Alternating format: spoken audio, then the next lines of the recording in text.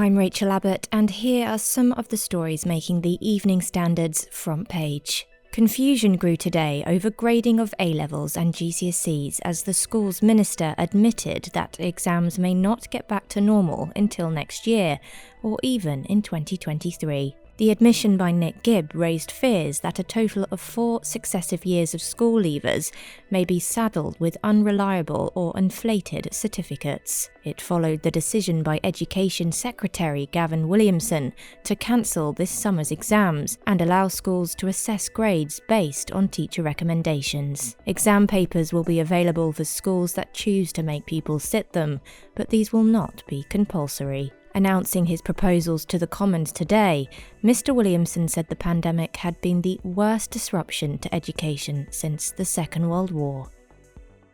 People with learning disabilities have been left behind at every stage during the COVID-19 crisis, leading charity Mencap has said. Yesterday, the government confirmed people with learning disabilities will be next in line to receive the COVID vaccine, after the group was missed off the priority list, despite statistics showing they die at 6 times the rate of the wider population with the virus.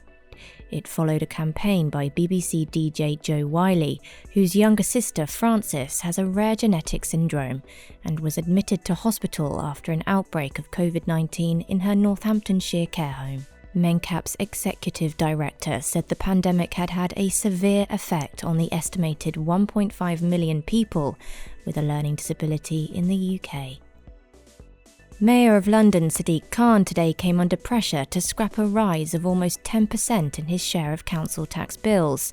His Conservative rivals at City Hall proposed a budget that would avoid any increase in the mayor's surcharge on council tax bills. Mr. Khan wants to increase his share of average bills from April by 9.5%, which would be the biggest increase in his time as mayor. Households in some London boroughs could face a total increase in excess of £100 once the amount goes to their local council. A Dubai princess who says she is being held captive by her father has pleaded with British detectives to reinvestigate the kidnapping of her older sister more than 20 years ago.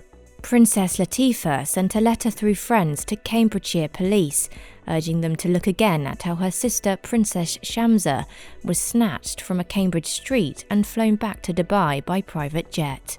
In 2000, Shamsa, then 19, escaped from a Surrey estate belonging to her father, Dubai's ruler, but was hunted down and recaptured by armed agents. Latifa has now made a fresh appeal to the UK police force, claiming Shamsa was held prisoner and tortured on her return to Dubai.